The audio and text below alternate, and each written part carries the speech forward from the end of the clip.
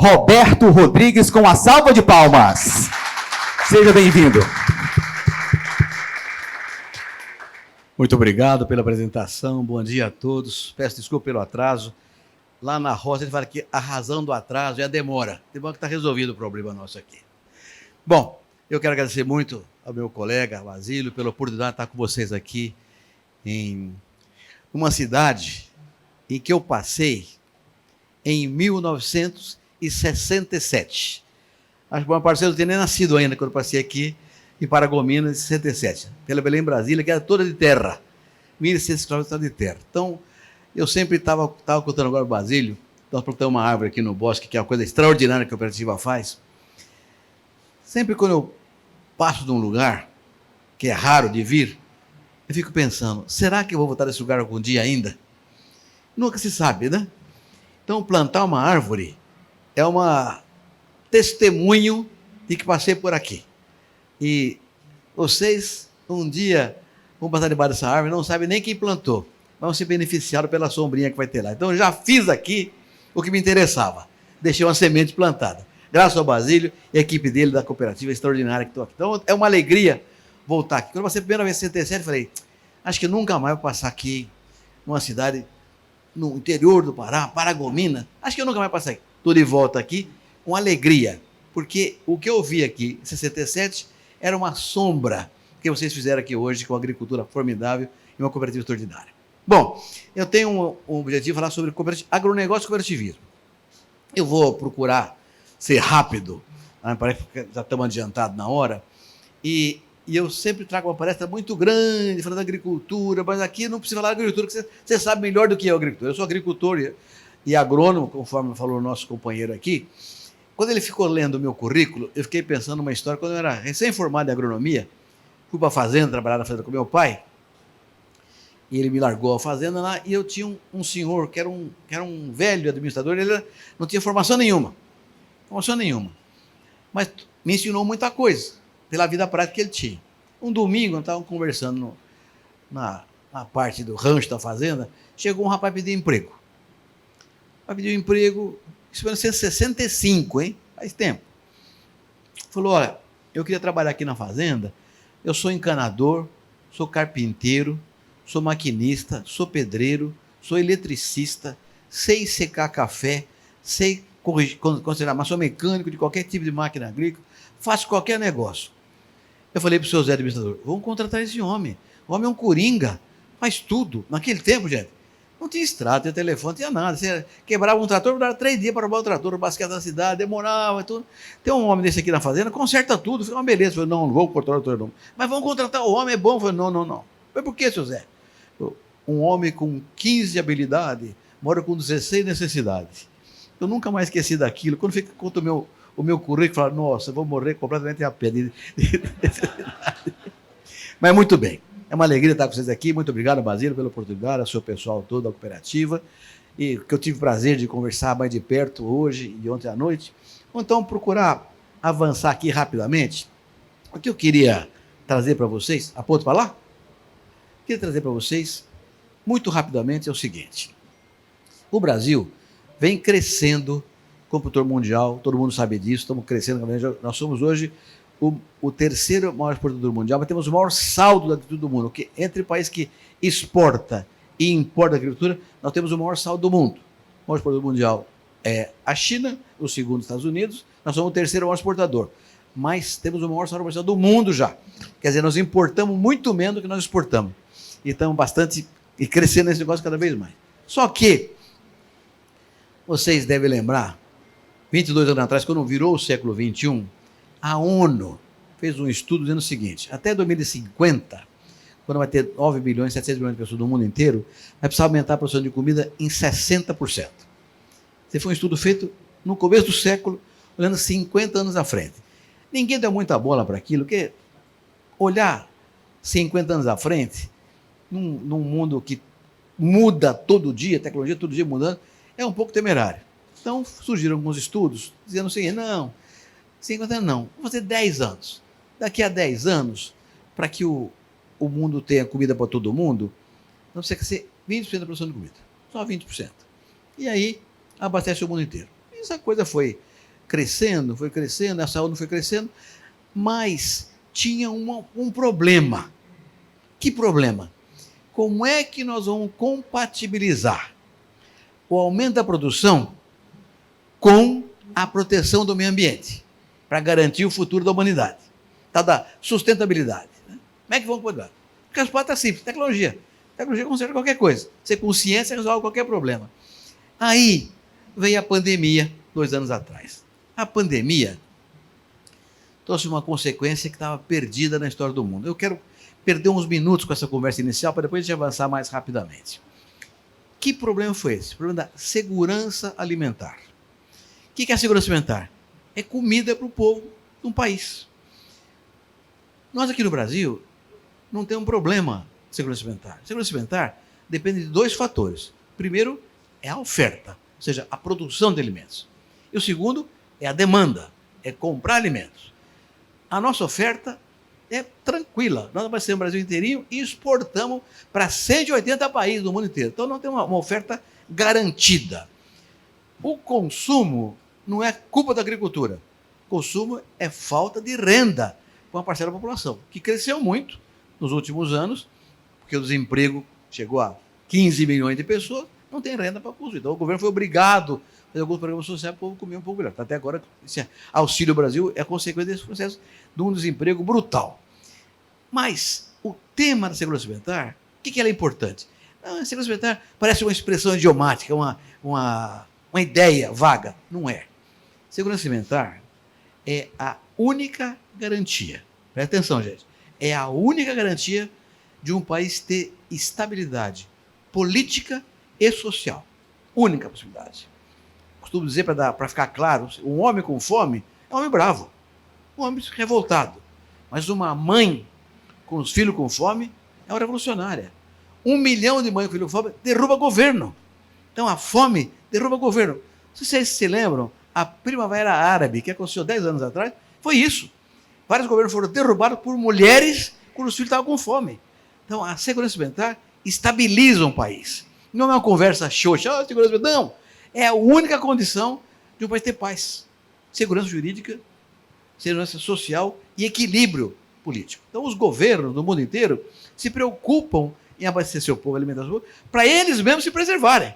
Senão eles sabem que eles vão cair. O que aconteceu com a segurança alimentar?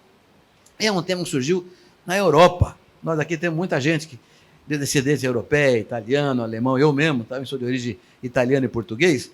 Mas o que aconteceu na Europa durante a guerra? Faltou comida.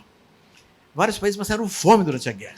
Tanto que vieram para a América do Sul, América do Norte, migrantes em busca de comida, de emprego e trabalho para poder sobreviver. Antes da pandemia, gente, todo dia a gente tem no jornal o quê? Gente morrendo afogada no Mediterrâneo. Vinha da África, da área do Oriente Médio, em busca de países europeus que tinham estabilidade e comida e paz. Porque nos seus países de origem tinha guerra. E, portanto, não tinha comida para todo mundo. Quando acabou a guerra, a Europa decidiu que nunca mais passariam fome. Então, os governos dos países todos se juntaram, chamava Comunidade Econômica Europeia, hoje União Europeia, e decidiram que nunca mais passariam fome, que era o negócio chamado PAC, Política Agrícola Comunitária, com base em subsídio, que ofereceram aos produtores rurais da Europa, passaram a produzir com renda, produzisse ou não. Os governos bancavam subsídios, isso estabeleceu a paz na Europa inteira, desde 1945, que acabou a guerra, até hoje estamos paz lá. Agora tem uma guerra que não tem nada a ver com a Europa, né? É outro tema, vou falar sobre isso depois. Mas acabou o problema da segurança alimentar. Com a pandemia, voltou. Por que voltou? Porque grandes países que não são autossuficientes, China, Índia, sobretudo na Ásia, países asiáticos, mas alguns países europeus também, que não tinham produção suficiente para si mesmos, foram no mercado comprar comida. Vai ser o seu povo. Em 2020, 2 anos atrás, quando a pandemia explodiu, 13 de março de 2020. Foram no mercado. Não tinha comida suficiente para todo mundo. As safras globais tinham sido pequenas por questões climáticas. Então, a oferta de alimentos no mundo era menor do que a demanda que apareceu depois da pandemia. Aconteceu com os preços agrícolas. Explodiram os preços agrícolas. Dobrou o preço agrícola. Dobrou em dólar. Na Bolsa de Chicago. Soja, milho, carne. Dobrou de preço. Açúcar. Dobrou de preço. E aí o que aconteceu? Uma inflação de alimentos no mundo inteiro. Porque o preço subiu, a renda caiu por causa da pandemia, muito desemprego no mundo inteiro, muita empresa fechou no mundo inteiro, a renda caiu. Então houve uma inflação de alimentos. Demanda maior do que a oferta. Tudo na vida é isso. Quando alguma coisa que tem mais gente querendo comprar do que para vender, o preço sobe. A vida é assim. Sempre foi assim. Muito bem. O que aconteceu depois disso aí? Governo do mundo inteiro resolveram produzir mais comida. A segurança alimentar. Para produzir mais comida que precisa do quê? Adubo, semente, defensivo, máquina. Mas a pandemia tinha rompido as cadeias de produção. Até hoje está rompendo. Até hoje, não sei aqui como é que está hoje, aqui na feira, mas tem máquinas agrícolas que estão vendidas e não podem entregar porque falta componente, falta pneu, falta coisa. Até hoje está rompido. Então o que aconteceu? As fábricas de adubo, defensivo e semente também não tinham o tamanho suficiente para atender a demanda que cresceu. Resultado, subiu o preço também. Subiu o preço também. Tudo isso, gente, não tem nada a ver com a guerra, com a pandemia. Então a pandemia trouxe a questão da segurança alimentar de volta, então o tema tinha desaparecido depois da guerra, e junto com a sustentabilidade, que já era um tema nascido no começo do século XXI, com a discussão na ONU. Então esse é o cenário que estamos vivendo hoje no mundo inteiro. Estamos vivendo um programa de segurança alimentar que passam pela agricultura. Quem resolve esse tema é a agricultura. Não é médico, não é engenheiro, não é advogado, sem desmerecer nenhum deles. Mas não tem ninguém comendo sem agricultura. Eu tenho uma filha advogada e um genro advogado. Genro é uma coisa que eu gosto muito. Nora eu gosto mais do que genro. Genro é um bicho meio esquisito, mas eu tenho um genro que, além de ser genro e levar minha filha para casa, ainda torce para o Corinthians, o filho da mãe. Então é um cara que me atrapalha demais na minha vida lá. Mas ele é advogado, e eles... Outro dia estava bancando banca lá em casa. Não, porque ó, sem advogado não tem juiz, sem advogado não tem delegado, sem advogado não sei o que, sem advogado não sei o que. E eu ouvi naquela conversa, falei, o que vocês comem? Vocês comem a Constituição, ô babaca? Aí eles entenderam que sem nós eles morreram de fome também, tá certo? Bom, então, nós na agricultura é que vamos resolver esse problema. Que agricultura? Essa agricultura, não, essa aqui, tropical. Que agricultura tropical? É a agricultura praticada entre os trópicos de Câncer e Capricórnio. Quem é que está aqui? Está a América Latina inteirinha, toda a América está nessa área, toda a África e uma boa parte da Ásia, incluindo China, Índia, Tailândia, Filipinas. Então, por que essa região é que vai produzir mais? Porque é onde tem terra para crescer, área plantada. Do resto, no hemisfério norte, pega a Europa, Canadá, Estados Unidos, não tem mais quase terra para plantar nova. Está tudo ocupado. Mas nessa área tropical, tem muita terra para crescer ainda. E outra coisa, tem tecnologia pequena, de baixo nível, que pode aumentar muito. E quem vai liderar isso é o Brasil. Porque o Brasil é o único país tropical do mundo que tem uma tecnologia sustentável, única no planeta, e vai replicar isso para outros países do mundo. Esse fato é tão verdade. Olha esse quadrinho aqui, gente. O quadrinho mostra o seguinte. Essa parcela aqui é a parcela produzida pelos países tropicais de alimentos e a outros países normais. O que vocês observam aqui? De 1960 até 2015, nós estamos de 22% para 39%. Esses quadros são da ONU, da FAO, que é da ONU. Então nós não temos informação recente. Mas hoje nós já exportamos para os tropicais mais de 43%. Então, por quê? Porque aqui tem área para crescer. Então, os países tropicais, dessa área tropical, é que vão produzir para exportar para o mundo inteiro. E nós temos que liderar esse processo. Por que temos que liderar esse processo? Por causa disso aqui. Isso aqui é um estudo feito pela OCDE, pela USDA, é o Ministério da Agricultura dos Estados Unidos. É quem manda na agricultura dos Estados Unidos. Diz o seguinte, em 10 anos, tem que aumentar em 20% a produção de comida. Por que eles falam isso? Para ter segurança alimentar. Para quê? Para ter paz. Para não ter guerra no mundo. Não está todo mundo em paz. Né? Eu falo, não, 10%, 20% em 10 anos, moleza. Não é. Os Estados Unidos crescem no máximo 10%. O Canadá, 9%. A União Europeia, todos os países da União Europeia somados, 12%. O país da Eurásia, China, Índia, Rússia, Ucrânia, 12%. A Oceania, 9%. Ninguém cresce 20%. Então, esses estudos feitos, não, faça atenção, não somos nós que fizemos esse estudo aqui, é gente de fora. Para que o mundo cresça 20%, nós temos que ser 41%. Isso aqui, gente, não é uma coisa que o Brasil inventou. O Brasil está sendo cobrado pelo mundo. Aumente a produção em 10 anos, 40%, para aumentar a metade, matar a comida para ninguém. Então tem um desafio para nós fantástico. O que vocês estão fazendo aqui em Paragominas é isso. Não, estão produzindo alimentos sólidos. Não, nós estamos alimentando o mundo. E alimentando a paz no mundo. Então é muito importante entender o nosso processo. Aqui tem números. Por que o mundo acha isso? Por 3 razões. Primeiro, porque nós desenvolvemos tecnologia tropical única no mundo, sustentável. Sustentável. Vou dar só um exemplo, não vamos perder muito tempo com essa conversa. Segundo, porque temos terra para crescer. Terceiro, temos gente capaz, que é um negócio que nos outros países não tem, como vocês vão ver aqui. Vou dar poucos exemplos e vou cortar um monte de slide aqui para a gente ganhar tempo. Isso aqui é a produção de grãos no Brasil, do Plano Collor. Plano Collor foi no dia 15 de março de 1990. Do Plano Collor até hoje, a área plantada com grãos no Brasil cresceu 91%. A área plantada com grãos, 91%. E a produção de grãos cresceu 367%. Ou seja, a produção cresceu 4 vezes mais do que a área plantada. Que é isso? Tecnologia. Tecnologia. Eu sou produtor rural. Até 1990, mais da metade, vocês ainda eram tudo criança. 1990, metade da área da minha renda era de overnight. Então, em vez de ter um bom agrônomo, é bom ter um bom gerente do banco amigo. Isso mudou, porque o plano Collor, o plano real, logo estabilizou a economia, e aí, ou você tinha tecnologia e produtividade, ou quebrava. Então, foi um fato inegável que aconteceu. Então, vejam vocês, essas coluninhas claras, a área com grãos plantou. E a produção, essa linha superior aqui. E o que é essa coluna azul mais escura aqui?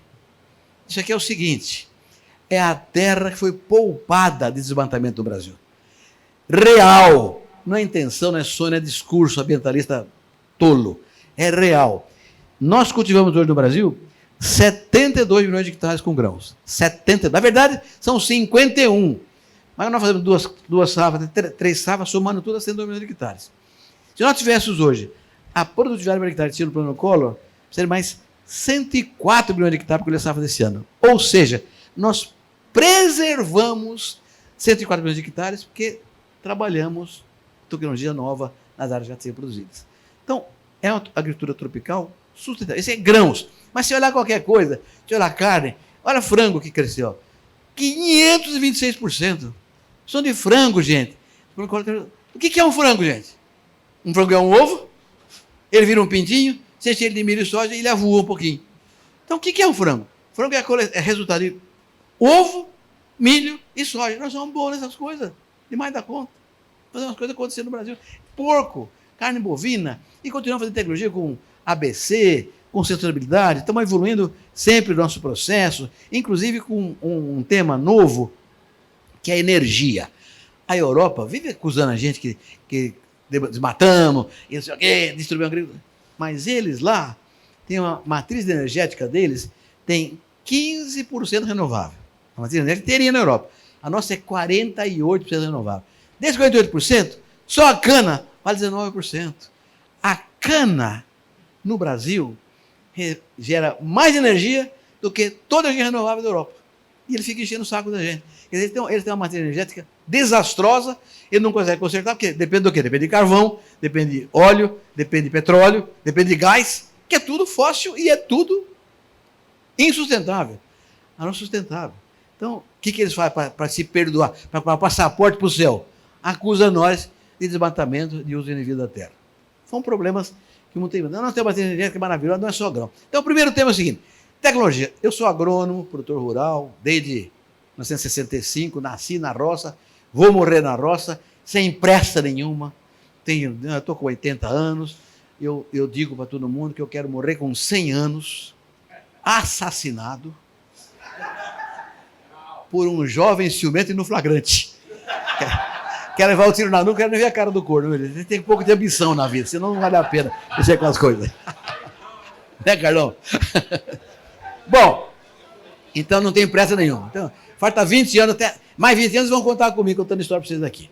Mas esse quadro aqui é o quadro da Embrapa. Esse quadro é que é importante. Esse quadro diz o seguinte: o Brasil tem ainda 66% do território com vegetação do tempo de Adão e Eva. 66% do território ainda é vegetação nativa. Qual é o país que tem isso no mundo? Não é desse tamanho. 60, dos quais 25% está na nossa fazenda. Nós sustentamos, nós defendemos 1/4. Porque a lei, 1/4 do território brasileiro, porque a lei exige isso, o Código Florestal exige isso. Só que ninguém paga para nós. Nós pagamos para fazer isso aí. Agora, essa semana, nos Estados Unidos, o governo está liberando as áreas de pousio. Área de pousio, que é área de pousio? É a área que os produtores rurais fazem um acordo com o governo e não plantam nada. E o governo paga para não plantar. Lá o cara recebe um dinheiro para não plantar naquela área. Aqui, nós não recebemos dinheiro, nós plantamos obrigatoriamente a floresta nossa. Mas que diferença que é para desenvolvido? Pois bem, nós ainda temos 3/4 do território brasileiro, aí 2/3 do território ainda coberto de floresta. Mas o que é mais importante é isso aqui, ó, esse triângulozinho aqui. Todas as fazendas brasileiras, todas, plantam 9% do território nacional. Com agricultura.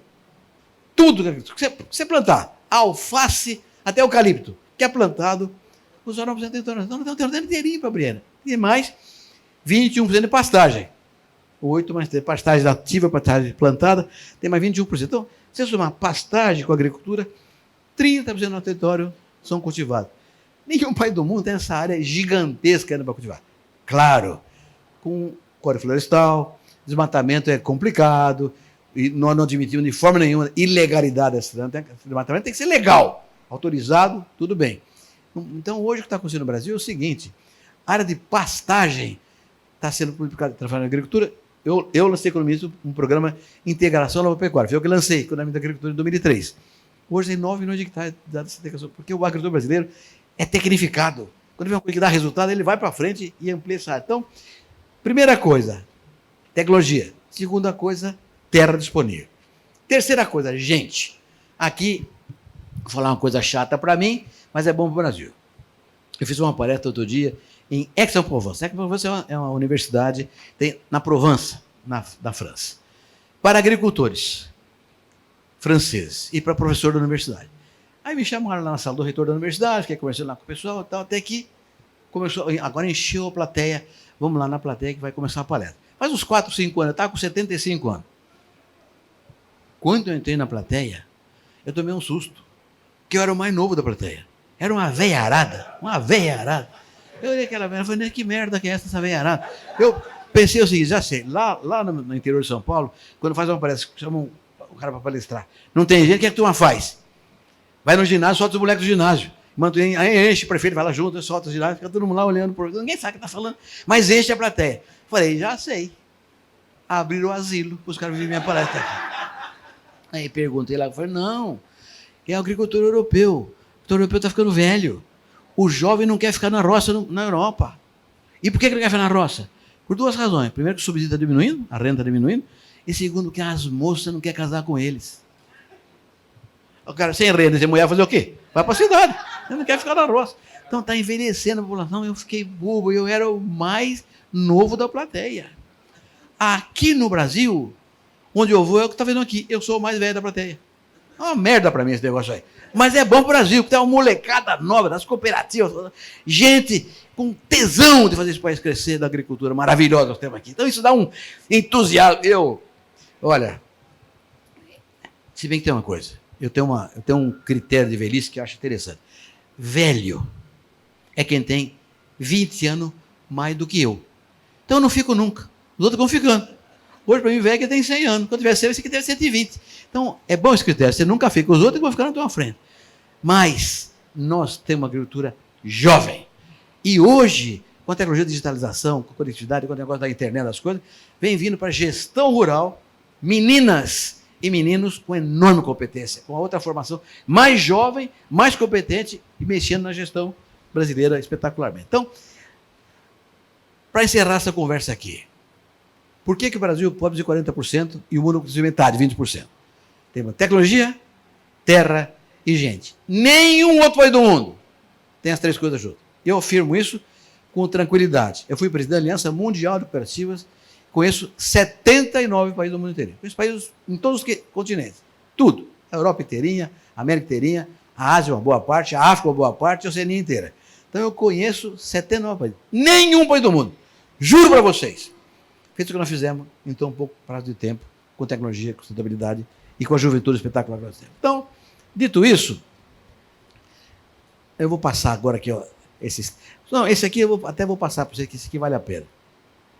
Esse gráfico aqui, só da direita.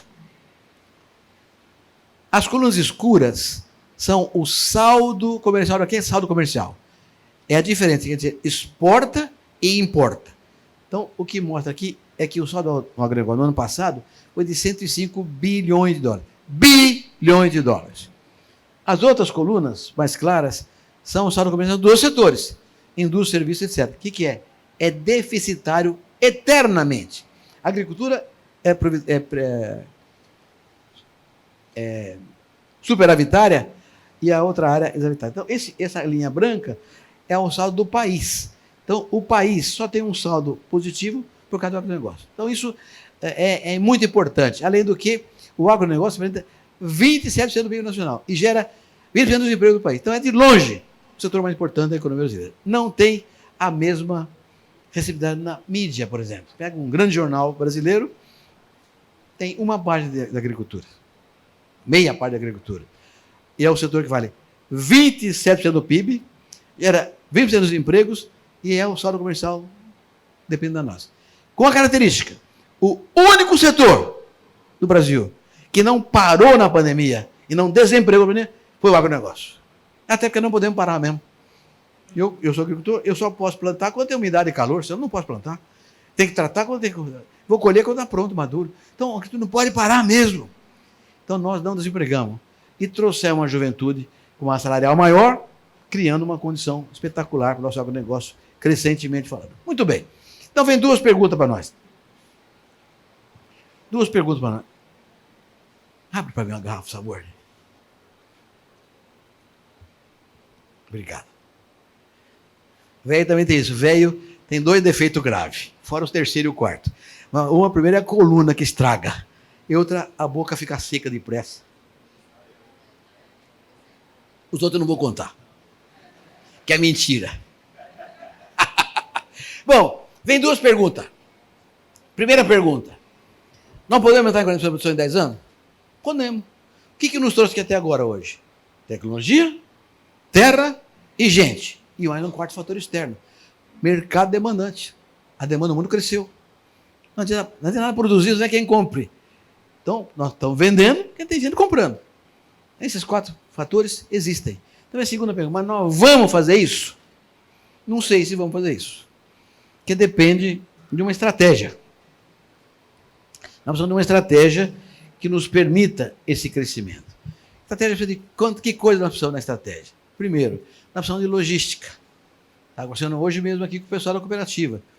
Nós dependemos para sair com a nossa produção lá para Belém do Pará ou para o sul do país, depende de uma logística que não é perfeita. O que aconteceu com o Brasil? O Brasil aconteceu o seguinte. Olha, é impressionante o que fez o Brasil, Basílio. Até você está aqui desde quando? Quando você veio para cá? Foi em 96. 96 ele está aqui. Grande líder da cooperativa. 96. Até 1970. 1970, gente. Nós importávamos 30% nós comíamos. Vocês sabiam disso? Em 1970, nós importávamos leite, importávamos arroz, feijão, carne. Nós não produzíamos o suficiente. Então, o governo militar, na época, que tinha uma visão estratégica, falou, não podemos fazer isso. Um país desse tamanho não pode importar comida. Tem cabimento. O que nós vamos fazer? Vamos para o Centro-Oeste. E criaram o Polo Centro, Prodecer, programa de compra de terra barata, que permitiu uma coisa extraordinária. O quê? Gaúcho. O gaúcho.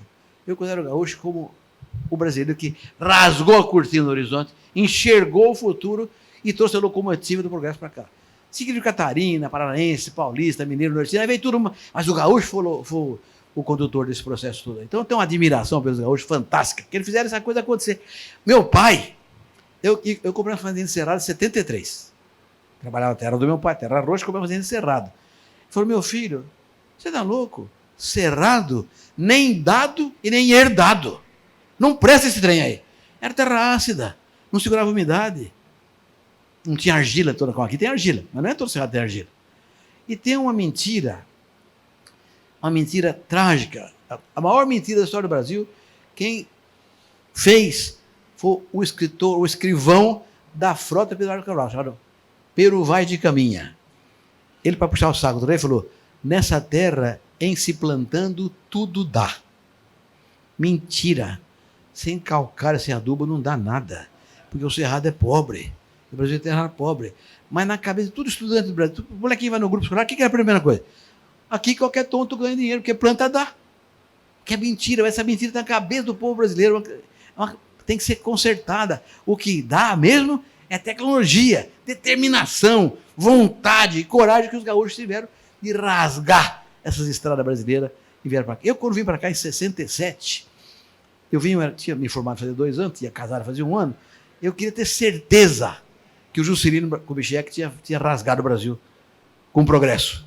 E que a Belém-Brasília era a artéria onde ia correr o progresso brasileiro. E por aqui eu passei Paragominas por causa daquela viagem que eu fiz. E tive certeza mesmo. E essa coisa está acontecendo até hoje de maneira espetacular. Mas o povo veio para o Centro-Oeste, a tecnologia veio, a ciência, mas a estrada não veio, a ferrovia não veio, o armazém não veio, o porto não veio. Então não veio estrutura. Nós estamos perdendo hoje competitividade por causa disso. Então precisa fazer logística, estrutura, política de renda. O Brasil é o único país do mundo importante que não tem uma política de renda adequada. Na Europa, desde a PAC tem subsídio, que os americanos copiaram, os japoneses copiaram. Hoje, na Europa, não tem agricultor, tem tomador de subsídio. Igual o carro europeu. Outro dia, inclusive, conversava com um amigo meu na França, falou: Roberto, o negócio da Europa não vai fechar. Uma hora vai dar um problema. Por quê? Porque nós trabalhamos a metade que você trabalha e ganhamos o dobro. Não está certo. Essa conta não vai fechar. O europeu não quer mais trabalhar. O que está acontecendo? Migração para a Europa. O Islã está crescendo na Europa. As famílias maometanas têm 5, 6, 10 filhos. Os europeus têm 1 filho, 2.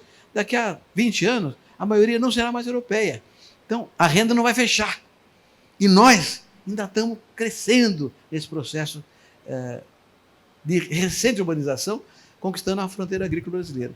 Então, precisa ter uma política de renda. Nós até hoje não temos política de renda.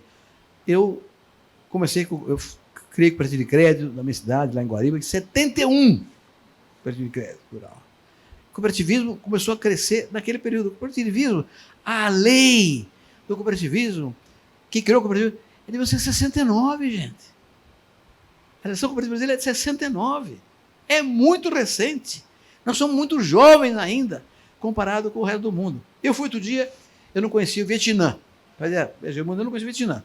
Foi o Vietnã. O Vietnã, gente, foi colônia da China por 1000 anos.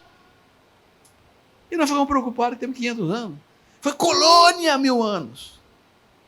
Então, vocês imaginam o que nós somos jovens ainda.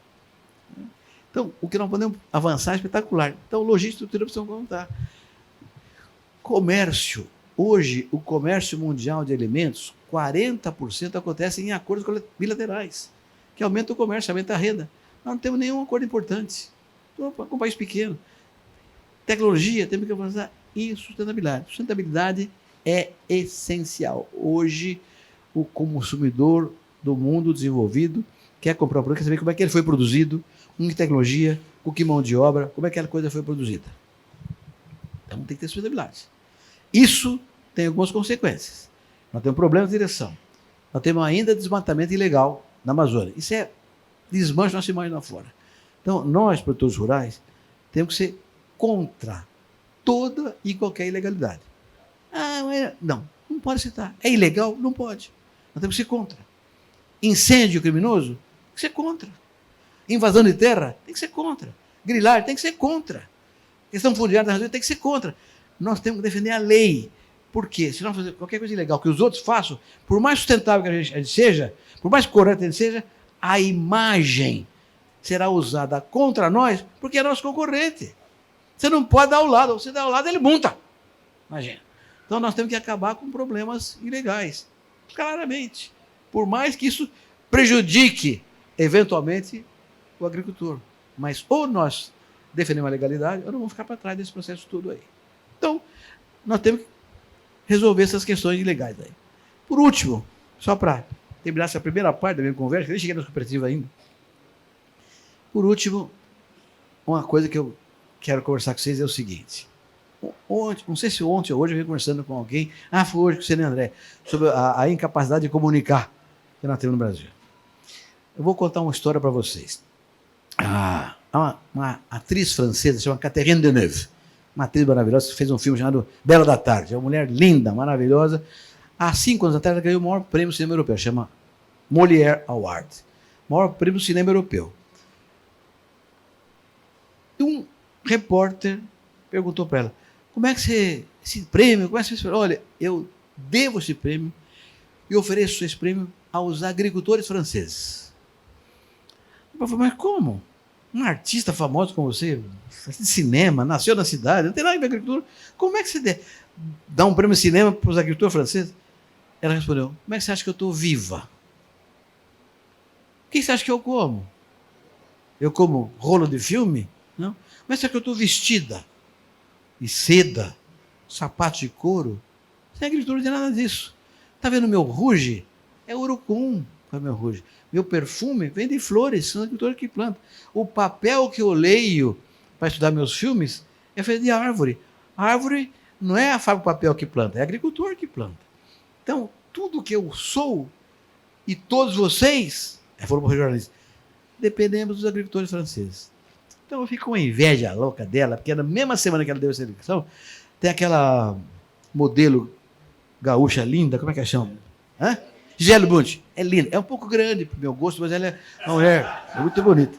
Podia ser um pouco mais baixinha, mais organizada. Mas ela pareceu uma cena dela chorando no helicóptero, porque viu um desmatamento de 100 hectares na Amazônia. Quer dizer, uma atriz francesa defendendo a agricultura brasileira, uma atriz brasileira criticando a agricultura brasileira. Então nós precisamos ter essa ideia. Nós conversávamos sobre isso, André. Precisa ter uma ideia de comunicação melhor. Nós não sabemos fazer. E a culpa é do Pero Vai de Caminha, que falou que aqui só tem qualquer tonto plano. Depois viu Monteiro Lobato. Você é Monteiro Lobato? Todo mundo gosta do Monteiro Lobato, né? Ele é um grande escritor brasilianista, mas ele criou a figura do Jeca Tatu. O que era o Jeca Tatu? Naquele tempo, o Brasil era rural. O tempo do povo morava na roça. E as famílias eram grandes. Tinha 8, 9, 10 filhos. Por quê? Não tinha televisão. Tinha que dormir cedo. Divertia, fazia filho. Aquele monte de filho. Então, o cara ficava vendo o filho dele no terreiro, aquele monte de filho no terreiro, ficava estudando os moleques. Vamos chegar na hora de estudar, ele chamava o mais inteligente e falava assim, vem cá, meu filho, você vai ser advogado. Quando a figura da cidade nunca vai voltar. Você vai ser engenheiro, você vai ser médico, você vai ser padre. E o mais burro que ele falava, e você vai ficar aí na Europa, seus irmãos poder estudar. Era o Jeca Tatu. Era verdade. Naquele tempo era assim mesmo. O pior fica isso, mas 80 anos atrás. Hoje, o que o pai fala para o filho? Quer ficar aqui na fazenda, filho? Vai estudar. Hoje é o contrário. Hoje você forma um jovem, quer ficar aqui, vai estudar. Porque aqui não tem lugar para analfabeto. Então, isso é importante a comunicação. Nós temos que comunicar melhor as coisas no agronegócio que é integrado hoje. Essa coisa da cadeia de nível, eu conto pelo seguinte, agronegócio é rural e urbano. Não é só rural, é rural e urbano. Eu, produtor rural, o que eu uso para plantar? Uma semente. Quem desenvolveu aquela semente? Uma universidade, um órgão de pesquisa que é urbano. Eu compro fertilizantes. Quem fabricou? Uma fábrica urbana. O defensivo, a máquina. Tudo é na cidade que sofreu por causa disso. Então, um operário que trabalha na fábrica de trator, trabalha para o Brasil Agrícola. Ele nem sabe, mas ele trabalha para mim. Senão eu não plantava nada. O crédito que me dá? Banco é o quê? É rural? É um banco urbano. Tudo é urbano, eu não faço nada sem cidade. Uma empresa que faz armazém, que faz estrada, faz trem, faz o quê? É urbano. É tudo urbano. Então eu não vivo sem a cidade. Aí eu planto, produzo, vendo para onde? Uma fábrica de alimentos, que é urbana. Que vai fazer embalagem, fabricada em fábrica urbana. Ou para uma trade, que é urbana. Ou para o navio, que é fabricado numa fábrica urbana. Está no litoral, mas é urbano. Então eu dependo da cidade antes de produzir, depois de produzir. Senão eu não faço nada. E a cidade não vive sem mim. Eu sou a vida. Alimento é a vida.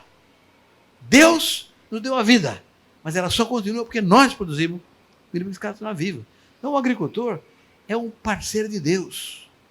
É um parceiro de Deus. E nós, Basílio, como agrônomo, somos o cartorário que assinou essa parceria de Deus com a agricultura. A parceria nós é que firmamos lá embaixo. Da natureza, que é o cartório, nós fazemos as coisas acontecer. Então, tem que integrar o rural urbano com uma coisa só, como a Catarina Deneuve fez naquele discurso dela. Dito isso, eu pergunto, é fácil essas coisas aqui? Não. Como é que pode fazer essas coisas aqui? Organizando a classe rural. Como é que organiza a classe rural? Qual é o paradigma da organização? Chama cooperativa. A cooperativa é o instrumento da organização econômica do produtor rural. A organização econômica é o que tem poder. Tem um poder político, o sindicato. É importante, é político. É o outro braço. É o braço político. O braço econômico é a cooperativa. Sem cooperativa não há condição de crescimento. E o homem é um animal gregário. O homem, desde a Idade da Pedra, ele vivia junto com seus iguais, nas cavernas. O homem não gosta de ficar sozinho. Fala o homem, o ser humano, homem e mulher, gosta de ficar junto, tem que ficar agregado. Então o cooperativismo é uma doutrina natural, perfeita para a natureza humana. É uma doutrina para a natureza humana. Porque é uma doutrina, reiterando, que visa corrigir o social através do econômico. Dá melhor renda para os associados para que eles evoluam socialmente, culturalmente, educação, possam progredir socialmente. Então, ela é o quê? Metade idealismo. O sonho. Mas metade é pragmatismo. Se a cooperativa não for sólida, bem feita, e não tiver construção, que faça o armazém, que faça o silo, que faça o grésio, que faça o trator chegar, que faça uma feira, mas isso aqui não adianta nada. É uma coisa romântica. Então, o cooperativismo é uma doutrina para a natureza humana. Da mesma forma que nós somos alma e corpo, a cooperativa é sonho e construção. Então, ela é perfeita para o ser humano. Então, não há condição de progresso sem cooperativa. Só que, cooperativa, nem todo mundo entende que é cooperativa. Eu fui presidente de cooperativa singular, central, fundei cooperativa de crédito, federação, da OCB, Associação Brasileira de Cooperativa, e da Aliança Mundial de Cooperativa. Então eu conheço o mundo inteiro de cooperativa, de todo tipo, 79 países, andei pelo mundo inteiro vendo cooperativa. E a cooperativa, nem todo mundo sabe o que é. Mas o cara é cooperado, mas não sabe o que ele está fazendo lá. E porque a cooperativa é uma empresa como qualquer outra. Então a cooperativa não é uma empresa, é a empresa. E o cooperado, quando ele é dono da cooperativa, cara, você fazer pose.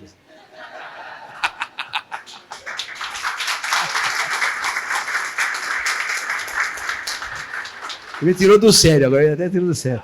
Ainda se fosse uma moça tirando fotografia, não, um barbudo tirando fotografia, dá até nojo. Mas tudo bem.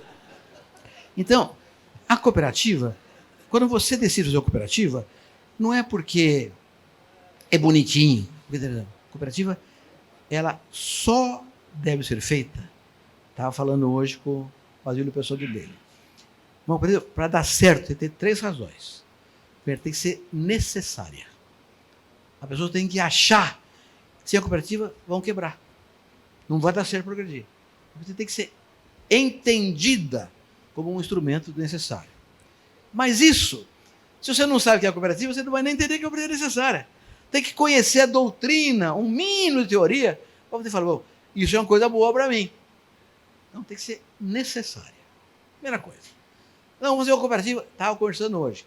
Na Revolução Militar 74, o governo militar queria ocupar a fronteira agrícola. Criou um negócio chamado CIRA, Cooperativa Integral da Forma Agrária. Trouxe gaúcho, paulista, mineiro, e assentou aqui na Amazônia, numa cooperativa. E o presidente era o cara do INCRA. Nada contra o INCRA. Mas o presidente não tinha nada a ver com o cooperado. Eu nem conhecia o presidente, cara. O presidente tem que ser um homem, tem que ser um líder do processo. Tem que ser conhecido pelas pessoas, senão não adianta fazer uma cooperativa. Nenhuma sobreviveu. Porque era de cima para baixo. Deve ser uma coisa de baixo para cima, igual fogo. Tem que esquentar. Esquentando a cooperativa. E aí, ela não é uma alternativa, é a alternativa. O cooperado é dono da cooperativa dele. Ele é dono da cooperativa dele. O que é a cooperativa? A cooperativa é a extensão no conjunto que eu não posso fazer sozinho. Eu não posso ter um armazém para mim, na minha fazenda. Tem na cooperativa. meus iguais. Eu não posso ter um agrônomo trabalhando para mim. Na cooperativa tem agrônomo, advogado, contador, tem uma fábrica. A cooperativa agrega valor para mim. Eu não posso comprar adubo sozinho, vai acabar muito caro. A cooperativa compra para todo mundo junto, cai o preço, a semente, o adubo, a mar. Eu não posso fazer uma feira. A cooperativa faz uma feira para mim. Então a cooperativa é a extensão no coletivo do que eu não sou capaz de fazer sozinho. Na minha fazenda, o que eu faço? Cada parafuso que entra ou sai, eu tomo conta dele. A minha renda, o meu lucro, depende de eu tomar conta da fazenda. Eu tomo conta de cada minuto. O que você faz na cooperativa? Mesma coisa. Porque ela é minha. Ela é minha. Então, mas eu não posso ir na cooperativa. O que eu faço? Eu escolher um presidente que eu confio. Porque ele vai fazer no conjunto o que eu faço na minha fazenda. E eu delego a ele e a diretoria dele a condição de fazer o que eu tenho que fazer sozinho na fazenda. Então, cooperativa, primeira coisa, tem que ser necessária. E aí, quem faz a cooperativa, casa com ela. Casa com ela. Ela não é uma alternativa, é a alternativa. A fidelidade é essencial em cooperativa. E eu já vi no mundo inteiro a cooperativa quebrar porque não tinha fidelidade. O que acontece? Quando vai uma cooperativa, a gente começa a fazer pequenas coisas para atender os cooperados. Vai dando certo, vai fazendo as coisas, vai fazendo fábrica. Aí chega uma hora, o que você faz? Contrata gente para tomar conta da fazenda. Gente que não é cooperado. Gente que é advogado, é administrador de empresa, é economista, contador, para tocar o negócio. Só que essas pessoas não têm um compromisso com a origem do processo. A cooperativa não é uma empresa que tem que ter lucro. Ela não é um fim em si mesma. Ela é um instrumento para o cooperado ter lucro. Muitas vezes o funcionário cooperativo não percebe isso. Ele acha que se ele tiver bastante lucro, ele, funcionário, vai ser bem reconhecido. Não é esse o papel da cooperativa. Não é ela ter lucro. Claro que ela tem que ter resultado, senão ela quebra. Né? Mas não é o lucro, a ideia não é ter lucro, ela tem que avançar para os cooperados crescerem. Então, primeira coisa, tem que ser necessária, com fidelidade. Segunda coisa, é uma empresa. A cooperativa é uma empresa. A cooperativa não é uma associação de poetas mortos românticos pensando no futuro e para o céu. Não. Você vai na igreja fazer isso aí. A cooperativa é uma empresa baseada em princípios, em valores universais, reconhecida no mundo inteirinho. É uma empresa. Mas tem que ter lucro. Tem que ter resultado. Ou seja, tem que ser viabilidade econômica. Não é lucro. Tem que ter viabilidade econômica. Então, vamos fazer a cooperativa. Opa, vamos. Quando você põe? Eu não ponho nada. Então, não vou falar o que eu vou falar para o cara, mas vai pedir macaco, pelo menos, tá certo? Vamos fazer a cooperativa? Vamos. É uma empresa nossa? É. Cada um põe um pouco para viabilizar a cooperativa. Então, tem que ter viabilidade econômica. E terceiro, tem que ter liderança esclarecida, que mostre o caminho, que mostre onde a gente tem que andar e convencer as pessoas que esse é o caminho a ser seguido. Então, sem esses três valores, não se faz cooperativa. O que eu vejo aqui nessa cooperativa? A Cooper Norte. Exatamente a mesma coisa. Conversava ontem de noite, hoje de manhã mesmo, né? Estava conversando sobre a gênese dessa cooperativa. É exatamente isso. As pessoas quiseram fazer que se sentiam esmagadas comercialmente pelo capitalismo. Nada contra, a vida é assim. A vida é assim. Né? Mas nós podemos fazer alguma coisa para resistir a isso. Então, precisava. Para viabilizar, como é que fez? Cada um dá um pouco aí, senão não faz, né? Fizeram. E tem a liderança que está aqui até hoje, comandando um processo espetacular nessa cooperativa. Então, é uma instituição, é uma empresa que tem uma visão doutrinária. Por isso é diferente do resto das empresas. Eu não quero minha cooperativa para ficar rica. Não, a cooperativa quer que eu fique rico, como cooperado dela, como associado dela. Então, o sistema tem que funcionar nessa direção. É assim que as coisas vão dar certo. Eu fui presidente de cooperativa singular, central, federação, OCB, mundial. Então, eu conto coisas que na minha vida foram interessantes. Na cooperativa lá de Guariba, que era presidente, quando eu criei a cooperativa, vendia adubo às empresas de adubo da região. Né? Eu falei, não, eu vou comprar para todo mundo.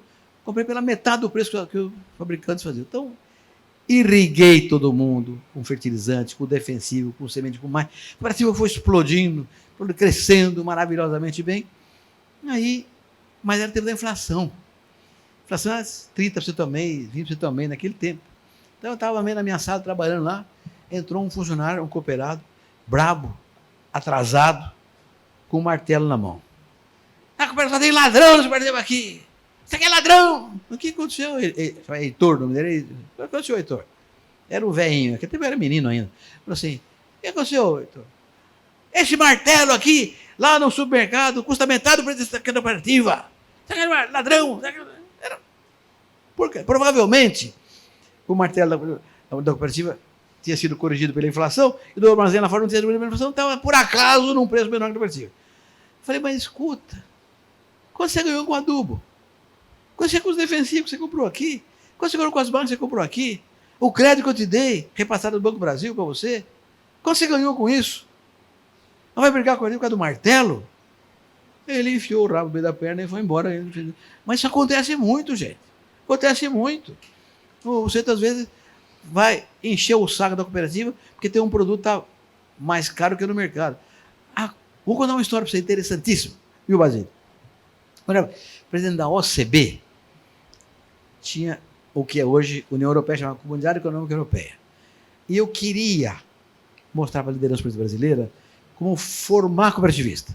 Naquele tempo não tinha o Sescop. O Sescop é originário disso, dessa viagem nasceu o Sescop. Né? Eu queria criar banco cooperativo, era proibido pelo Estado, não podia ter banco cooperativo. Queria criar um sistema de formação de curso e queria, naquele tempo, discutir como fazer reforma agrária. Fazer reforma agrária através de cooperativa. Era um debate na Constituinte, reforma agrária, um negócio meio radicalizado. Eu falei, não, vamos fazer com cooperativa. Então, eu fui para a Europa, visitei todo mundo lá e tal, e coisa, e consegui, da Comunidade Econômica Europeia, um financiamento para levar 30 líderes brasileiros para a Europa. Fiquei lá 40 dias vendo essas coisas.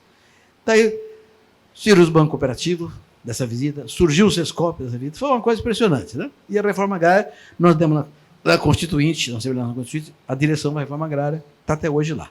Então, foi muito boa essa viagem. Mas, então eu queria discutir com o de crédito, virar banco cooperativo. Naquele tempo, a Alemanha estava dividida, a Alemanha Ocidental e a Alemanha Oriental. Então, a capital da Alemanha Ocidental era Bonn, não era Berlim, que é hoje do país inteiro. Era Bonn. E nós fomos a uma cidadezinha perto de Bonn, fizemos uma cooperativa de crédito. E aí, uma cooperativa de crédito, os 30 líderes, e o cara fez uma exposição, mas eu tinha ido antes e combinei tudo com os caras para poder dar um choque para os brasileiros. Então, combinei tudo. Então, expôs, maravilha, cooperativa de crédito. Aí eu perguntei para quanto é que você cobra de juros dos cooperados aqui? 5%. É barato, o Brasil, que teve a inflação era cara, o juro era muito alto. Falei, puxa vida, é barato, legal, não, cooperativa. Legal. E eu perguntei, agora o cara não cooperado pode tomar o empréstimo aqui? Pode, não, não. E quanto é a taxa de juros? É mesmo 5%. O brasileiro ficaram bravo. Que negócio é esse? Então o cara que é cooperado pôs o dinheiro aqui fazer cooperativa e toma empréstimo pelo mesmo taxa de juros que um que não pôs o dinheiro aqui. Isso não é justo. O cara que pôs o dinheiro aqui tem que ter um juro mais barato. E tá aquela discussão, terminou a reunião, o brasileiro reclamando, que de crédito, só para alemão mesmo, quase não funciona. E tinha um banco na frente, meio de esgueira, cooperativa assim, também tudo combinado. Eu fui no banco e o povo tudo atrás de mim. Escuta, vocês fazem crédito rural? Fazemos. Qual é a taxa de juros que você faz aqui no crédito rural? 5%. Aí o brasileiro fica muito bravo. Escuta, para que tem cooperativa? O banco cobra a taxa de juros, a cooperativa cobra. Para que tem cooperativa, então? Tá merda de cooperativa. Não vou fazer cooperativa de crédito nunca. Aí tinha uns velhinhos lá, na porta da cooperativa, tudo combinado. Eu falei, escuta, vocês são os bobos, rapaz. Por que vocês têm cooperativa? Vai dinheiro na cooperativa, para que vai no banco, pelo... Aí o velhinho falou, não, doutor Roberto. Antes da cooperativa, eles cobravam 15% de juros. Quando a cooperativa existiu, ou eles baixaram ou quebraram. A cooperativa balizou o preço. A cooperativa é isso. Ela é obrigada a ter sempre o melhor preço. Depois que ela baliza o preço, o mercado se adapta a ela. O mercado quer derrubar ela. O mercado capitalista é da vida. Eu não estou criticando o capitalismo nem nada. É da vida. Então, você tem que ser firme. E tem que ter filosofia cooperativista e educação cooperativista. A pessoa tem que ser fiel à cooperativa, até a morte. Senão não vai adiantar nada. Amanhã vem um presidente da cooperativa que quer comprar um adubo pelo preço que a cooperativa comprou, tu não fica sabendo. Não vai sabendo. E destrói a cooperativa. Então, a fidelidade é essencial. Você tem que fazer uma coisa em que as pessoas confiem no processo. Confiança é o capital principal da cooperativa. Confia, tem que confiar na cooperativa. Aí, ninguém segura. Vai embora e vira uma coisa espetacular que você tem no Brasil inteirinho. Então, eu queria terminar essa conversa, já avançou demais, desculpa, tá? Mas é que eu gosto tanto de cooperativa, eu gosto tanto da agricultura, Eu vou contar uma história para vocês aqui agora. É uma história meio boba, mas eu vou contar para vocês. Quando a minha mulher era viva ainda, eu fui ao cinema com ela. Tinha um filme que achou do Ray Charles. Ray Charles, aquele cantor americano cego. Eu era macaco do Ray Charles. Um filme chamado Ray. Fui com a minha mulher ver o filme. Muito bom o filme. E o Ray Charles era casado, apaixonado pela mulher dele, que também apaixonava por ele. Mas a mulher dele foi indo. Ela viu que ele gostava tanto da música que ela estava atrapalhando ele. Então ela falou: Ray, eu sei que você gosta mais da música de mim. Não, eu sei. Eu tenho tempo todo para música, você não tem tempo para mim, você quer só a música, então eu vou fazer uma coisa. Para o bem dos Estados Unidos e do mundo, eu vou dar um divórcio para você dedicar 100% para a música. Não precisa mais se preocupar comigo. Ele aceitou. Separou dela e ele virou o que ele virou. Um cantor mundialmente famoso. Parava, porque a mulher separou dele para ele se dedicar para a música. Coisa notável. Terminou assim, foi para casa, no carro. Minha mulher estava quietinha aqui do lado, quietinha. Lembra das músicas? Chegamos em casa, ela quietinha, foi lá, fez uma sopinha e tal. Uma sopinha, ela quietinha. Aí, Roberto, vamos fazer uma pergunta para você? Pode, meu amor, claro. Mas é pergunta dura. Não, minha filha, pode ver qualquer pergunta, imagina. Nós somos casados há 30 anos, pode falar o que você quiser falar. Você fala a resposta? Verdade? Vou dar a verdade para você. Você fala a verdade? Falo. Ela falou: você gosta mais de mim ou da agricultura? Fala a verdade. Eu falei: não, bem, que isso? Pergunta boba. Não, você fica respondendo para mim agora. Não. Eu gosto de você da agricultura, do mesmo jeito. Só que da agricultura eu nasci nela, então eu gosto dela há mais tempo do que de você. Foi a resposta que eu achei para sair da sinuca. 3 tabelas, sair da sinuca aí. Mas ela não gostou da resposta, ela ficou meio aborrecida. Não, eu queria te falar que gostava mais de mim, mas eu gosto de você, nós temos 4 filhos, você que me deu esses 4 filhos, meu bem. Mas você gosta mais da agricultura? Não, eu gosto mais. Mas eu amo a agricultura, gente. Eu amo a agricultura. Não existe uma atividade mais nobre no universo do que produzir alimento. Quando eu planto uma semente e tem na natureza temperatura e umidade suficientes para ela se mexer lá dentro, a semente começa a mexer, sai uma parte para baixo, que é a raiz, a parte para cima, que é a parte aérea, e faz o milagre da germinação. Esse é um milagre, gente. Nós fazemos esse milagre acontecer. Garantir uma vida e garantir uma eternidade da vida. Isso pode ser coisa mais mágica do que isso, do que produzir a vida. E, portanto, a paz. Nós podemos alimentar o mundo. Nós podemos ser o campeão mundial de segurança alimentar. Nós vamos ser, está escrito nas estrelas. Nós vamos ser. O governo precisa ajudar um pouquinho, ou pelo menos não atrapalhar nada, para a gente chegar lá. Você já pensou? Amanhã, eu não quero me emocionar, sempre me emociono. É meu bisneto contando para a namorada dele que o bisavô dele ajudou o Brasil a ser campeão mundial da paz. Campeão mundial da paz. Nós podemos ser campeão mundial da paz. Depende de nós. Mas o instrumento para isso é a cooperativa. Então, fortaleça a cooperativa de vocês. Fortaleça a cooperativa.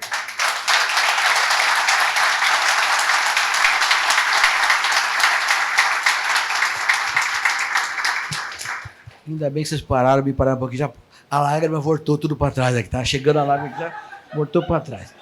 O sistema OCB, que está aqui com vocês, está aqui o pessoal da OCB de Belém do Pará, tem um sistema que coordena a cooperativa do Brasil e no mundo é a ACI. No mundo inteiro. Os princípios são respeitados no mundo inteiro. Gente, eu já fiz cada coisa. Se eu pudesse contar a história para vocês aqui, velho tem esse problema. Velho, quando tem história para contar, fica até depois da manhã e não acaba. Inventa alguma coisa no meio do caminho, faz um exagerinho também, tá, para contar vantagem e tal. Mas realmente, não tenham dúvida, o Brasil pode ser o campeão mundial de segurança alimentar. Agora, por exemplo, nessa guerra que está lá, na Ucrânia, tem fome no mundo. Então eu estou brigando com o governo brasileiro. Gente, nós temos que fazer uma super safra. Você não vai produzir 260 milhões de toneladas. Nós precisamos produzir 320, 380 milhões de toneladas de grãos. Inundar o mundo, para mostrar para o mundo que nós conseguimos abastecer o mundo num ano só. E mudar a nossa imagem mais negativa. Vamos lustrar essa imagem com uma oferta grandiosa. Não é um plano de safra normal. Não estamos vendo tempo, não. Estamos vendo tempo de guerra. Tempo de guerra, plano de safra para guerra. Tem que ter crédito, tem que ter preço de garantia, tem seguro rural funcionando. O seguro rural foi eu criei em 2003. Tem que fazer um grande plano de safra. Estou trabalhando com isso todos os dias. Hoje vim aqui escapando dessa discussão para poder fazer o Brasil ter uma safra gigantesca em 2023, abastecer o mundo, acabar com a inflação de alimentos e poder criar mais paz no mundo. Nós vamos fazer isso. 2023? Não sei.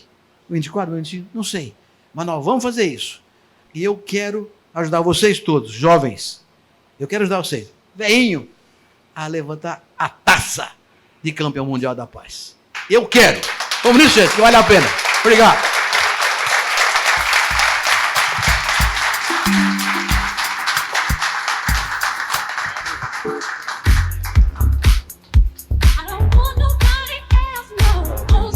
Faz um talk rapidinho. 10, a gente faz um talk agora com perguntas, 10 minutinhos no máximo, tá bom?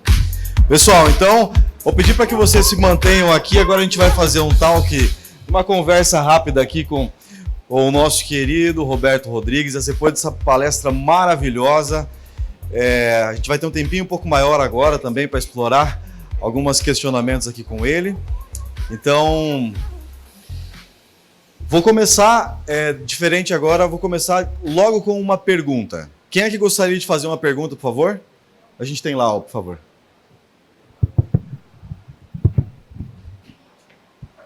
Doutor Roberto Rodrigues, um prazer e agradecer a Deus de permitir que a vossa pessoa estivesse conosco hoje. Sabemos que Deus não fabrica nem fará mais terras. Quem quiser que compre um do outro. Sem esquecer que a Mãe Natureza nos protege na região de Paragominas, com sol, sombra e produção, dando espaço para o agricultor.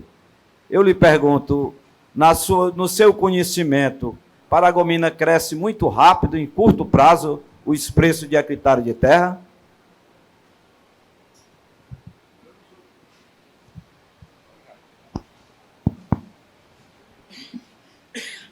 Eu não sou capaz de dizer para o senhor se cresce muito rápido. Eu acho que cresce com consistência. Cresce com consistência. Porque tem tecnologia, tem gestão, tem processo e tem gente competente. Então, cresce como tem que crescer, com consistência e com eficiência. Se é rápido ou não, jamais saberemos. Jamais saberemos. Um filho é gestado em 9 meses. Mas se ele nascer com 7 meses, ele é pior que o outro? Ou melhor? Não. É filho a mesma coisa. Nasceu mais depressa, mas é bom a mesma coisa. Muito obrigado pela pergunta.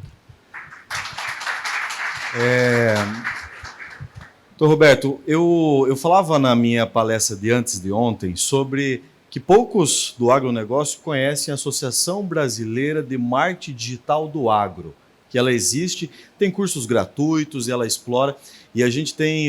Eu quero pegar um gancho com aquilo que você comentou antes, sobre que nós pecamos na comunicação. Hoje, por que tem tanta gente querendo trabalhar no marketing digital, ser youtuber e tal? Porque tem muito influenciador dessa área e que se comunica muito bem com essas pessoas e que leva a sua bandeira. E aí no agro a gente sente um pouco dessa deficiência, né? De se comunicar melhor com o mercado. E aqui eu pedi até o pessoal levantar a mão, só 3 ou 4 pessoas sabiam da existência dessa associação. Exatamente, que inclusive tem cursos gratuitos para a propriedade, né? Eu estava olhando fora, pelo mundo afora, as propriedades se vendem. Então, mostram, eu vejo assim, vídeos rápidos como stories e tal, do pessoal mostrando a realidade do dia a dia da propriedade, coisa que a gente não vê muito aqui no Brasil. É nesse ponto que o senhor estava tentando trazer antes, comentando sobre essa deficiência que nós temos de comunicar o agro para o mercado? Exatamente. Inclusive, quando eu insisti nessa última parte aqui da integração rural-urbano, uma coisa só, é para mostrar isso, né? Uma vez eu fui fazer uma palestra em Maringá, no Paraná, e tinha uma senhora de São Paulo, estava na palestra lá. Eu comecei a falar, essa mesa aqui que o senhor está vendo, Quem fez ela? A marcenaria, não. Foi o cara que plantou essa árvore aqui, ó. O senhor está lendo esse livro aí? Quem? Esse livro? Não, foi na livraria. Não. Fui eu que plantei a árvore para fazer esse papel que o senhor está lendo aí. Que sapato bonito a senhora tem? O sapato não nasceu na sapateira, nasceu no pasto. E fui conversando essas coisas. Aí eu cheguei perto dela. Sacanagem. Deu uma cheiradinha no pescoço dela assim. Ela tava com perfume gostoso. Falei, que perfume gostoso. Ela ficou vermelhinha. Falei, tá ficando vermelhinha, né? Aí ela tava uma blusinha de seda, né? Tem sua blusinha de seda. A senhora pensa que nasceu na loja de combinação? Não. É um japonês que plantou amora, colheu a folha, botou numa caixinha, tem uma lagartinha nojenta, chama bicho da seda. Aquilo, quando virou borboleta, formou a seda com a crisada, com o capuz, fez o casulo, fez a sua combinação, sua blusinha e o seu perfume. Tem gente que planta rosa. Ela falou, eu nunca pensei nisso. Sempre achei que essas coisas são dadas. Essa é a verdade. A pessoa não tem noção. Quando vê uma cooperativa como essa aqui, isso aqui, ó, essa região aqui, isso aqui era uma carvoaria. Quem chega aqui hoje, a cooperativa é legal, é bacana. Tá? Não, o esforço fazer isso aqui teve que limpar a carvoaria e pegava fogo no carvão. É gente que fez isso acontecer. Eu conto para meus filhos, para meus netos. Eu tinha 4 anos quando chegou a eletricidade na minha casa da fazenda. Eletricidade. Naquele tempo a geladeira era tocada a querosene. Tinha geladeira, mas o que tinha era guarda-comida e tela. Quando chegou a eletricidade, minha mãe comprou um liquidificador. E eu e a minha irmã, a gente ficava o dia inteiro na cozinha atrás de tomar vitamina. Ninguém toma vitamina. Eu não gostava de beterraba, mas ela punha no leite de beterraba, aquele leite vermelho assim. Ela punha o ovo inteiro, que diz que tinha cálcio na casca do ovo. Era um liquidificador vagabundo, cortava todos os pedaços de casca de ovo. Nossa, achava uma delícia aquele negócio. Você, quando moleque hoje, que liquidificador não existia, não acredita. Né? A pessoa não tem ideia da gênese dos processos. A agricultura muito é isso, a pessoa não tem noção. Quando uma criancinha vai no supermercado, ela acha que o frango nasce embaladinho em plástico naquele negócio. Ou o leite naquela caixinha da Parmalat. Tudo tem uma gênese no campo. E as pessoas não sabem disso. Não sabem disso. Entendeu? Sapato aqui, solo de borracha. Borracha nasce da borracharia. Nasce num pé de seringa. Que quem planta não é o dono do sapato. É o produtor rural. Então, nós estamos por trás de tudo. Não há nenhum movimento, nenhuma ação que você possa fazer sem agricultura. E as pessoas não sabem disso. E nós sabemos falar. Eu fui diretor da BMR 20 anos, quando o Tejão foi presidente lá. Fundou, aliás, o Tejão fundou aquele negócio. E nós não conseguimos explicar para o povo esse negócio até hoje, porque a cidade não consegue entender esse negócio. Eu tinha um sobrinho da minha mulher, era de Santos. Ele tinha uns 11 anos, veio na fazenda. E eu fiz botar o pomar, porque tinha várias frutas no pomar e tal. Eu tinha um pé de limão, estava com limão verde ainda, né? Ele pegou e apoiou o limão. Eu falei, não, está verde, filho. Quando você faz a maioria, ele quer pôr o limão na árvore de novo, assim, ó. Não é supermercado, meu filho. Então, as pessoas não têm noção do que seja a atividade rural. E, infelizmente, nós comunicamos mal. Então, eu queria, por exemplo, contratar a Anitta. Eu falo cada besteira de agricultura, mas cada besteira, foi ignorante. Eu queria levar dentro da minha fazenda, ficar lá uns 3 dias com ela, lá, para ensinar como é que as coisas acontecem direito na agricultura. Você já amanheceu, eu. Mas era bom para ela aprender um pouco. Né? O que falta é isso. Se a Anitta vem do nosso lado, a Anitta tem 5 milhões de seguidores. O que nós temos? 20, 30. Então tem que trazer a Anitta para nós. Nós temos que meter o pau na Anitta. Tem que trazer ela para nós. Acho que tem que fazer isso aí. Sim, eu faço parte do colegiado de negócios da universidade, sou da PUC do Paraná, né? E o curso de agronomia, o ano passado, nos chamou para fazer uma avaliação, uma revisão, na verdade, né? De grade curricular, para a gente avaliar junto com o olhar de negócio. E uma das coisas que nós mais propusemos naquela época foi de literalmente colocar pelo menos uma disciplina na área de marketing. e negócio dentro do curso de agronomia, que é justamente e conseguindo colocar também esse processo do marketing digital, porque a gente percebe isso daí mesmo. Você sabe que eu estou na Getúlio Vargas hoje e queria um mestrado de agronegócio na Getúlio Vargas. E tem uma disciplina de marketing. Sim. O cara vai sair de lá, não sabe vender a ele mesmo. Sim. Eu Exato. sempre digo o seguinte, ó, na vida tem 3 coisas importantes: ambição, orgulho e vaidade. A pessoa que não tem ambição nenhuma na vida não vai a lugar nenhum, não vai crescer. Ambição. Se não tiver orgulho, amor próprio, vira um lixo. Se não tiver um mínimo de vaidade, também vira um rebote. Então, ambição, orgulho e vaidade são qualidades na medida certa. Se crescer muito, cobre a pessoa. Então, é preciso ter tudo na dimensão, no bom senso, no equilíbrio, onde poder chegar no fim da estrada. Perfeito. Vamos para mais uma pergunta, pessoal. Quem faz? Aqui levantou a mão primeiro, ó. Depois a gente vai lá, tá? Temos mais um. Aqui, ó, aqui na frente, aqui. Licença, eu tô com um pouco nervoso. Mais perto do microfone, por favor. Licença, eu tô um pouco nervoso, mas assim, quando nós estávamos vindo para cá, nós não somos daqui, somos uma turma da agronomia que viemos lá de Altamira. Quando estávamos vindo para cá, passamos por uma rua e vimos uma estação ferroviária passando, acho que da Vale, se não me engano, com minério, isso. E, bom, na nossa região a gente não vê isso. E o senhor estava falando sobre a exportação de... Isso. Então, se fizesse uma instalação ferroviária nas regiões do norte, tipo, nas partes mais produtivas...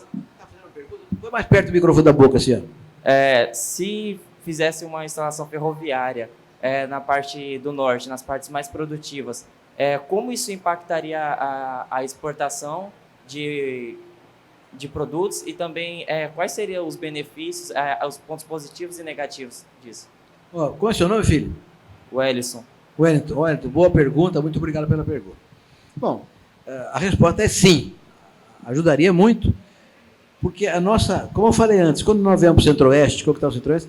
Veio todo mundo para o Centro-Oeste, mas não veio ferrovia, nem rodovia, nem nada. Então o que nós fizemos? Rodovia com caminhão. É muito mais caro o caminhão do que o trem, muito mais caro. Um caminhão tem um motorista, um ajudante, cada caminhão. O trem, um homem só toca 50 vagões. Então já tem um custo muito menor. Então por que não tem? Porque é mais caro fazer ferrovia do que rodovia.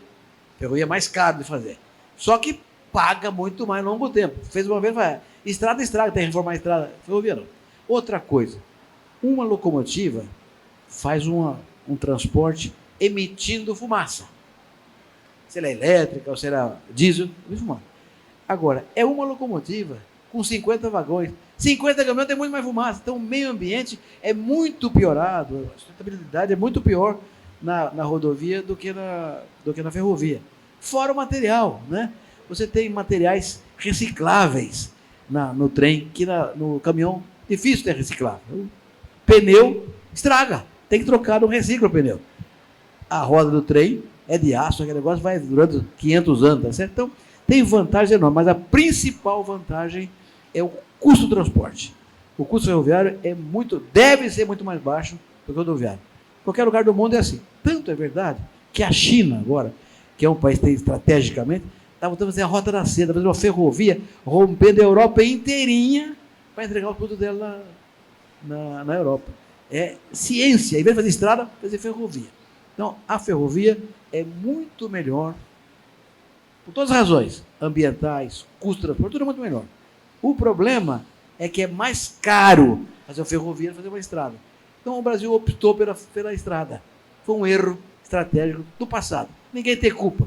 Erramos. Vamos corrigir o erro, vamos fazer ferrovia lá. Estamos fazendo. Agora, a Norte e Sul está começando a funcionar. Vai ter uma rodovia que vai de Rondonópolis para o Espírito Santo. Vai ter a rodovia que vai cortar o Nordeste, Maranhão, Piauí, chegando até no Porto Pecém, no Ceará. Então, estamos mexendo com um projeto muito bom. Agora, falta dinheiro para fazer isso aí. Então, você vai fazer ferrovia, parceria público-privada. O setor privado tem que fazer acordo com o governo, o setor privado construiu ferrovia. Para fazer isso, tem que ter segurança jurídica. Que segurança jurídica? Primeiro, nós temos que ter uma reforma tributária que permita ao investidor certeza vai ter retorno, vai ter lucro no que ele vai investir. Segurança jurídica. Amanhã o governo muda a regra e atrapalha o cara. Então, tenta fazer reformas, reforma tributária, reforma do Estado, faz pelo Congresso brasileiro. Então, nós temos eleição esse ano aqui. Então, eu estou dizendo para todo mundo, gente, vamos pedir ao nosso candidato a deputado federal, senador, para fazer as reformas fundamentais para a gente poder avançar em parceria com o privado. Respondeu, Hélio? Tá certo? Tá bom? Responde para você? Obrigado pela pergunta. Muito bem. Aqui, ó, nós temos agora a pergunta aqui que ele tinha levantado a mão também, por favor. Eu estou vendo muita senhora aqui. A senhora não tem curiosidade? Quer ver uma mulher fazer uma pergunta para mim aqui, ó. Metade do mundo é homem, metade do mundo é mulher. Eu prefiro a metade mulher, mas vamos fazer pergunta amanhã também. Lá já tem, ó. Depois dele aqui a senhora. Agora primeiro ele aqui, ó. Obrigado. Bom dia.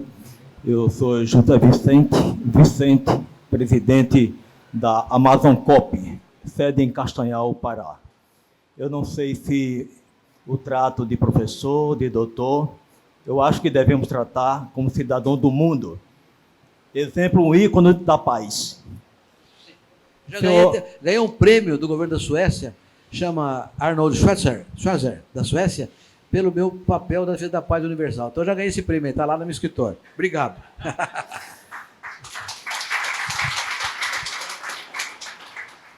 Senhor Roberto, é uma satisfação enorme.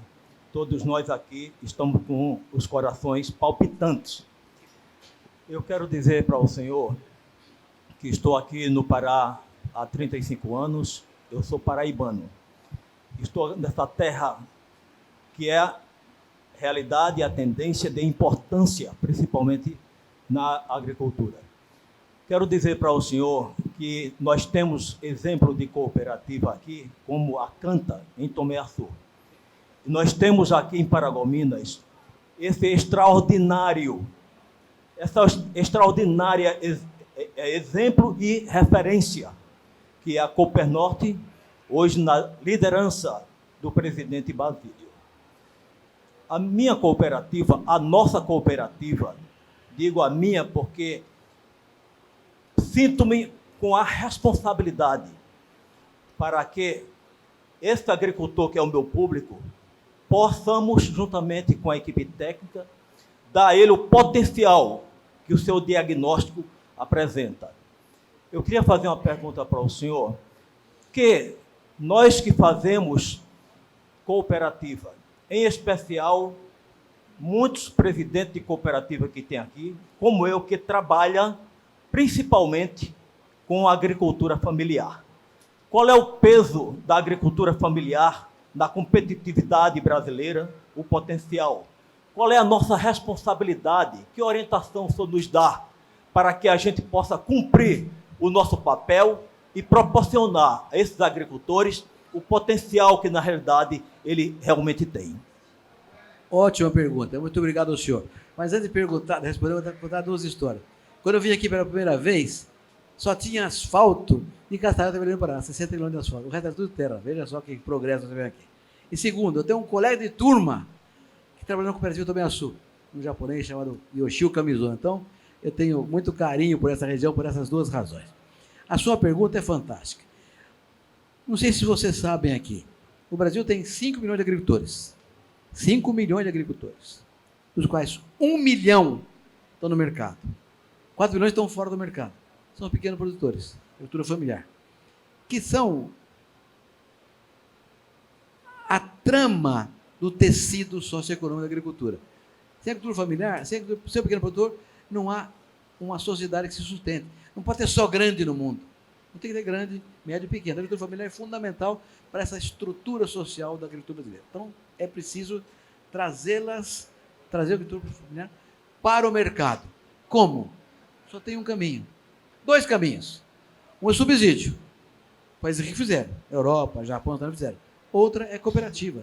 Então, a única saída da agricultura familiar é a cooperativa. Por quê? Porque no mundo contemporâneo, com a economia globalizada, a margem por unidade de produto produzida é pequena, cada vez menor. A concorrência faz com que a margem vá estreitando. De tal forma que o pequeno produtor não tem lucro. Por quê? Porque o único lucro vem pela escala. Se o pequeno é produtor, se o pequeno é pequeno, não tem escala por definição. Então, como é que ele vai sobreviver? Não vai sobreviver, vai morrer. Agora, na cooperativa, faz a escala com seus iguais. Então, o cooperativismo é um instrumento para a agricultura familiar ter os mesmos valores de qualquer outro produtor.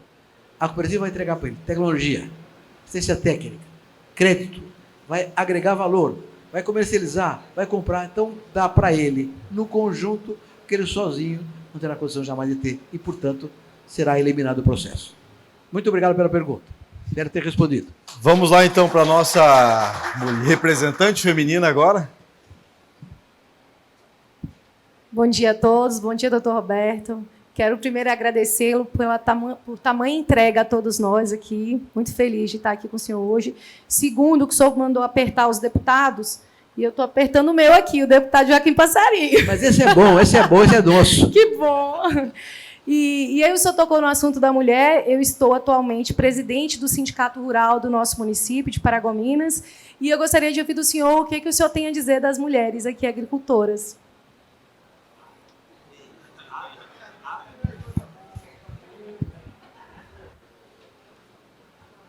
A senhora não falou o seu nome. Meu nome é Dona Marciele, em primeiro lugar, muito obrigado pela sua simpatia, pela sua gentileza de fazer essa pergunta. Eu dei aula na universidade, vou ficar de pé para falar com a senhora. Eu dei aula na Universidade Estadual Paulista, 38 anos. Dos quais até tem um aluno meu aqui, dos quais 4 eu fui presidente da Aliança Mundial Cooperativa, deu poucas aulas, mas uma aluna, chamada Mônica Bernardo, que depois foi secretária de Agricultura de São Paulo,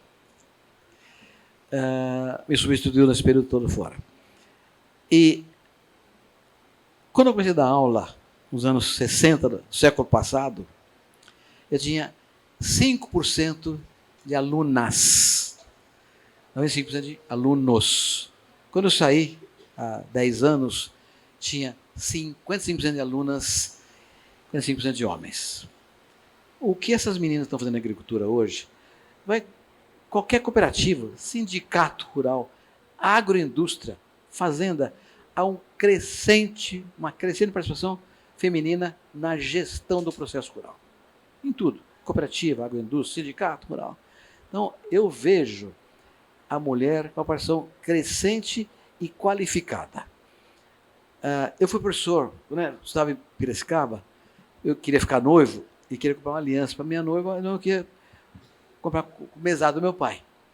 Então eu fui dar aula no colégio de freira. Imagina você, um menino de 20 anos no colégio de freira, aquelas menininhas, tudo burmadinha, tal coisa. E adotei um livro de um biólogo chamado Jeremias Della Nora. Olha só, isso faz 60 anos, que se chamava Fatores Biológicos da Humanidade. E ele dizia o seguinte, que as mulheres têm as mesmas características dos homens para conquistar qualquer coisa em qualquer atividade econômica. Claro, se eu falar em força física, tem um processo de diferença, mas ela também tem habilidade. E não há nenhum trabalho que a mulher faça em pior qualidade que a do homem. Mas, ele dizia, a mulher tem uma característica adicional que o homem não tem.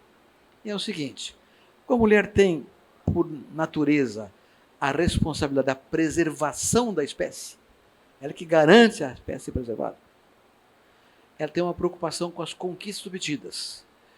Então, eu nunca esqueci aquela coisa, e eu fui vendo na vida inteira isso, em cooperativa, inclusive, digo o seguinte, as mulheres, as vitórias que elas têm, elas não abrem mão disso.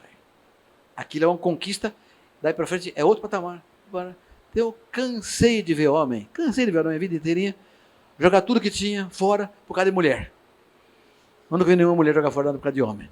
Então, as mulheres têm um papel central na agricultura, na estrutura econômica, política e na sociedade brasileira. Olha que parabéns à senhora pelo seu trabalho, muito obrigado pela sua pergunta, pela sua simpatia, e é isso. O sindicalismo é o braço político, o cooperativismo é o braço econômico, mas os dois são braços do mesmo corpo, e o corpo somos nós, o agro brasileiro. Muito obrigado, Marcelo. A vontade seria de ficar aqui, né, gente? Eu sei que tem mais gente levantado a mão, mas nós temos, né, presidente, aqui o encerramento. Então agora eu quero pedir todo mundo em pé, uma forte salva de palmas aqui para nós, pelo encerramento da palestra do professor Roberto Rodrigues. Obrigado, foi um prazer. Presidente?